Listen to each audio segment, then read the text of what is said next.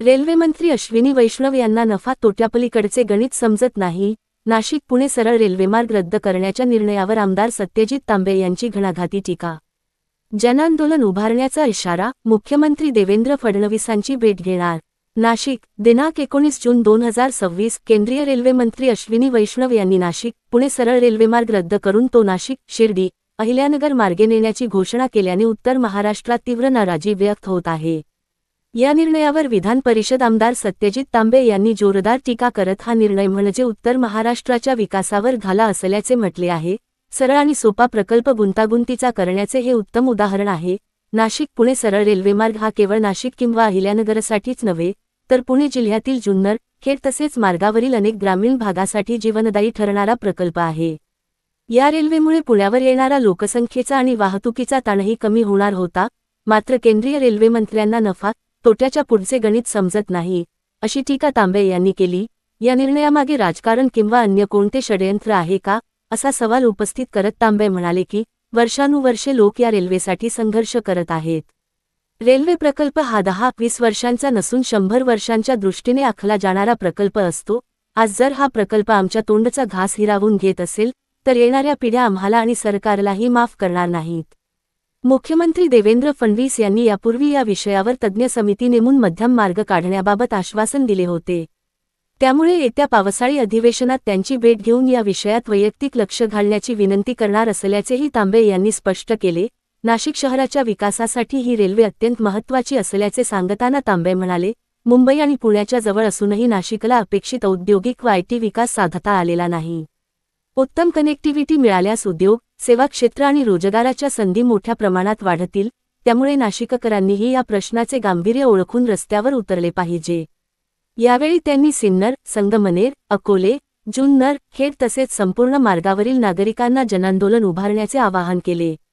तसेच सत्ताधारी पक्षाच्या आमदार खासदारांनी पक्षीय दबाव झुगारून जनतेच्या हितासाठी भूमिका घ्यावी, असे आवाहनही त्यांनी केले. लोकप्रतिनिधी म्हणून जनतेचा आवाज उठवणे हेच आपले अंतिम कर्तव्य आहे. पक्ष किंवा नेतृत्वाच्या दबावापेक्षा जनहित मोठे आहे. त्यामुळे सर्वांनी एकत्र येऊन या अन्यायाविरोधात लढा उभारला पाहिजे, असे आवाहन करत आमदार सत्यजित तांबे यांनी सरकारच्या निर्णयाचा तीव्र शब्दांत निषेध केला.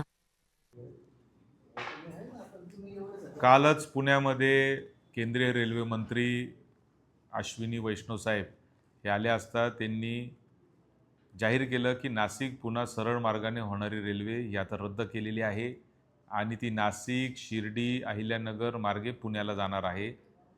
मला असं वाटतं की हे अशा पद्धतीने रेल्वे जर ती फिरून नेली तर आमच्या ग्रामीण भागामध्ये एक म्हण आहे का पुण्याहून पुणतांबा, त्या पद्धतीने ती आज या ठिकाणी द्राविडी प्राणायाम ज्याला आपण म्हणतो, म्हणजे सोपं काम अवघड करणे कसं म्हणतात, त्याचं एक उत्तम उदाहरण म्हणजे ही रेल्वे झालेली आहे. खरं तर नाशिकसाठी, अहिल्यानगर जिल्ह्यासाठी आणि पुणे जिल्ह्यातल्या जुन्नर किंवा खेड तालुक्यासाठी ही अत्यंत जीवनदायी अशी रेल्वे आहे. या रेल्वेमुळे फक्त नाशिकचा फायदा किंवा नगरचा फायदा होणार नाही, तर पुण्यावर येणारा जो ताण होता तो सुद्धा नागरीकरणाचा ताण कमी होणार आहे. मात्र केंद्रीय मंत्री हे समजून घ्यायला तयार नाही. त्यांना नफ्या तोट्याच्या पुढचं गणित समजत नाही. त्याच्यामुळे याच्या मागे काही वेगळं षडयंत्र आहे का, याच्यामागे काही राजकारण आहे का, हा देखील एक फार मोठा प्रश्न आमच्यासारख्यांच्या मनामध्ये निर्माण होला आहे. जीव तोडून पोट तिडकीने सातत्याने लोक याच्या विषयी भांडतायत, वर्षानुवर्ष भांडतायत, तरीसुद्धा या रेल्वेच्या बाबतीमध्ये अतिशय असंवेदनशील पद्धतीने सरकार काम करते. त्याचा मी तीव्र शब्दामध्ये निषेध करतो. माननीय मुख्यमंत्री देवेंद्रजी फडणवीस साहेब यांनी मागच्या अधिवेशनात सांगितलं होतं की याची एक तज्ज्ञ समिती नेमून GMRTच्या इथला काही मध्यम मार्ग काढून थोडंसं जवळून ती रेल्वे नेता येईल का असा प्रयत्न करायचा. तर मी त्यांना देखील आता 22 तारखेला अधिवेशन चालू होतं, मी भेटणार आहे आणि त्यांना देखील या निमित्ताने विनंती करणार आहे की साहेब याच्यामध्ये लक्ष घाला. कारण हा जो अन्याय आहे, रेल्वे ही काय आजचा प्रकल्प, 1 दिवसाचा, 2 दिवसाचा, 10-20 वर्षाचा प्रकल्प नसतो. 100 वर्षांचे ते प्रकल्प असतात. 100 वर्षात कधीतरी एकदा एखादी रेल्वे होत असते आणि ही जर रेल्वे आज आमच्या तोंडचा घास जर या ठिकाणी पळून लावला तर याच्यामध्ये येणाऱ्या पिढ्या आम्हाला माफ करणार नाही आणि आपल्यालाही माफ करणार नाही. त्यामुळे निश्चितपणाने आपण सगळ्यांनी एकत्र येऊन याच्यामध्ये काम करणं गरजेचं आहे. आपण सगळ्यांनी लढा देणं गरजेचं आहे. विशेष करून मी या रस्त्यावर येणाऱ्या सगळ्या नागरिकांना या निमित्ताने आवाहन करतो की आपल्याला रस्त्यावर उतरावं लागणार आहे, आपल्याला जन आंदोलन उभं करावं लागणार आहे. आपण वारंवार पोटतिडकीने आम्ही सातत्याने मागच्या काळापासून सांगतोय. नाशिक शहरातल्या लोकांना देखील याचं गांभीर्य येणं अत्यंत गरजेचं आहे. कारण याचा सगळ्यात जास्त फायदा जो आहे तो नाशिकच्या विकासामध्ये होणार आहे. नाशिकचा विकास हा खुंटलेला आहे. नाशिक इतक्या जवळ असून देखील मुंबई पुण्याच्या आजही नाशिकला पाहिजे तशी प्रगती होऊ शकलेली नाही. IT कंपन्या येऊ शकलेल्या नाही, सर्व्हिस इंडस्ट्री आलेली नाही, उद्योगधंदे जेवढ्या मोठ्या प्रमाणावर येणं अभिप्रेत होतं तेवढ्या प्रमाणावर आले नाही. आणि म्हणून कनेक्टिव्हिटी जर झाली तर तो होणार आहे, परंतु नाशिकच्या जनतेने देखील उठाव याच्या निमित्ताने केला पाहिजे. मधल्या जे सिन्नर असेल, संगमनेर असेल, अकोले असेल, जुन्नर असेल, खेड असेल, ह्या लोकांचा तर फायदा होणारच आहे, पण नाशिक शहराचा देखील याच्यात मोठा फायदा होणार आहे, ह्याची देखील जाणीव नाशिककरांनी घेतली पाहिजे, असं माझं या निमित्ताने अत्यंत विनम्रपणे आव्हान आहे. मला असं वाटतं की सगळ्यांनी मिळून एकदा जन आंदोलन करावं. या संपूर्ण रस्त्यामध्ये सत्ताधारी पक्षाचे अनेक आमदार खासदार आहेत, त्यांनी देखील स्वपक्षाच्या विरुद्ध जरी भूमिका मांडण्याची वेळ आली तरी ती मांडली पाहिजे. शेवटी आपल्याला लोक निवडून देतात, लोकांच्या प्रति दायित्व असणं हेच आपलं अंतिम सगळ्यात ध्येय आहे. आपण कधी कोणत्या पक्षाच्या किंवा नेतृत्वाच्या किंवा अमुक कोणाच्या तरी दबावामध्ये न राहता आपण सगळ्यांनी समाजाचा, जनतेचा आवाज उठवावा, असं देखील आवाहन मी या निमित्ताने करतो. आता मध्यंतरीच्या काळामध्ये जी रेल्वे पळवल्याचा आरोप सातत्यानं होत होता, नक्की कोणी पळवली असं? आता रेल्वे गेली कुठं त्याच्यावरूनच पळवली कुठं येतं ना. रेल्वे असं आहे की पळवली म्हणजे कोणी पळवली याचा खरं तर अभ्यास लोकांनी केला पाहिजे. आता या विषयावर जास्त सविस्तर राजकारण करण्याची माझी मानसिकता नाही, कारण आपण म्हणायची पळवली, त्यांनी म्हणायची आम्ही नाही पळवली, ह्याच्यामध्ये न पडता ही रेल्वे झाली पाहिजे एवढीच आमची माफक अपेक्षा आहे. आपल्या शिर्डी मतदारसंघाचे खासदार नुकतेच शिंदे गटामध्ये गेले आहेत, त्यांच्याकडून काही अपेक्षा आहेत का ते आता ते शिंदे गटात गेलेत की नाही माहिती नाही मला, परंतु ते जर शिंदे गटात जात असतील तर त्यांनी दुसऱ्या काही अपेक्षा आणि हे करण्यापेक्षा माझी रेल्वे मला द्या आणि मी तुमच्या गटात येतो असं जर माफक जर अपेक्षा व्यक्त केली तर कदाचित ते सगळ्यांच्या दृष्टीने फायद्याचं ठरेल. दादा कुठेतरी जे आमदार किंवा खासदार आहे त्यामध्ये कुठेच कोणीच रेल्वेबद्दल बोलताना दिसत नाही. फक्त संगमनेरमध्येच आपण हा आवाज उठवला तर नाही, आम्ही सातत्याने बोलतोय, आपण याच्यामध्ये बोलतोय. मध्यंतरी आपण सगळ्या लोकप्रतिनिधींची घारगावला एक बैठक घेतली, त्याच्यामध्ये सगळे खासदार आमदार सगळ्यांना बोलवलं, सगळेजण येतात, परंतु जो उठाव व्हायला पाहिजे ना तो उठाव होणं आता गरजेचं आहे आणि ते एकट्या दुकट्याचं काम नाही आहे. लक्षात घ्या की याच्यामध्ये सगळा समाज एकत्र आला पाहिजे, लोक एकत्र आले पाहिजे आणि ज्यांच्यासाठी ही रेल्वे आहे, ही काय आमदार खासदारासाठी रेल्वे नाही आहे, ही सामान्य माणसासाठीची रेल्वे, तोच अजून जोपर्यंत पेटून उठत नाही तोपर्यंत काहीच होऊ शकत नाही. आणि म्हणून माझे आपल्या निमित्ताने सगळ्यांना आव्हान आहे की आपण कुठलाही दबावाला बळी न पडता सगळ्यांनी रस्त्यावर उतरण्याची तयारी ठेवली पाहिजे. नाशिक पुणा रेल्वे ही सरळ मार्गानेच झाली पाहिजे. आज ते काही सांगो, अश्विनी वैष्णव साहेब सांगतात की जेवढं अंतर या हायस्पीड रेल्वेनी नाशिकवरून पुण्याला पूर्वी लागणार होतं तेवढंच लागणार आहे.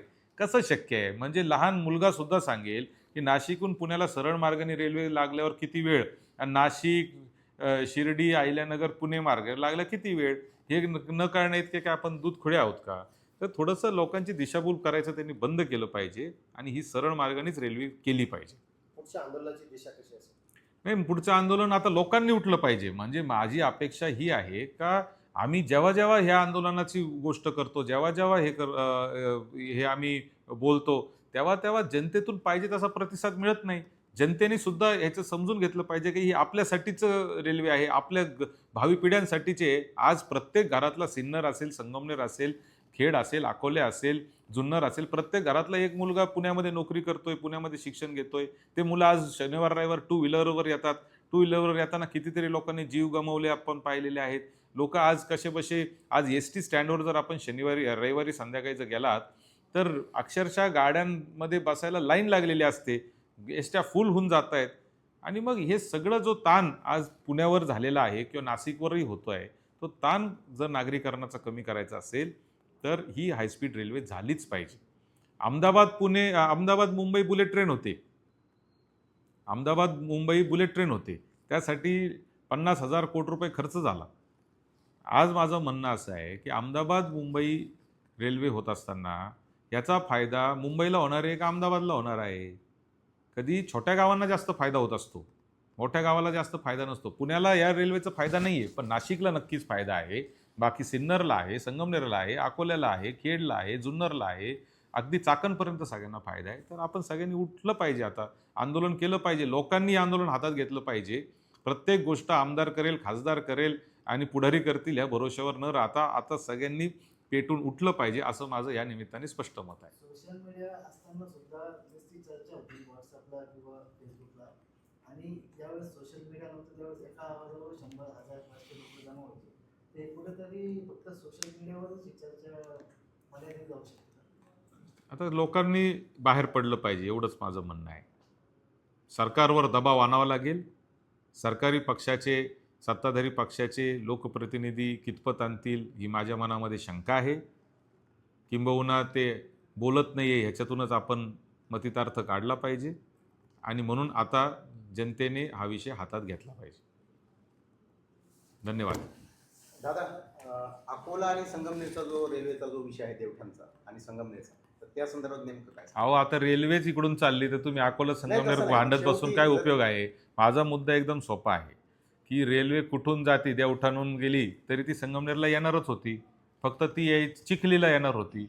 आता ती समनापूरला येणार होती. समनापूरहून जाऊ किंवा चिखलीवरून जाऊ, शेवटी रेल्वे ही आपल्या इथून गेली पाहिजे. आता तुला ना मालान गेली तिकडून बाहेरूनच, अशा पद्धतीने जर झालं तर मला असं वाटतं की हे योग्य नाही. हे विनाकारण वाद लावण्याचा प्रयत्न काही लोकांनी केलेला आहे. हे संगमनेर अकोले वाद लावून ही रेल्वे भलतीकडेच नेण्याचा प्रयत्न कोणीतरी केलेला आहे. याला लोकांनी आता याच्या विरुद्ध आवाज उठवला पाहिजे.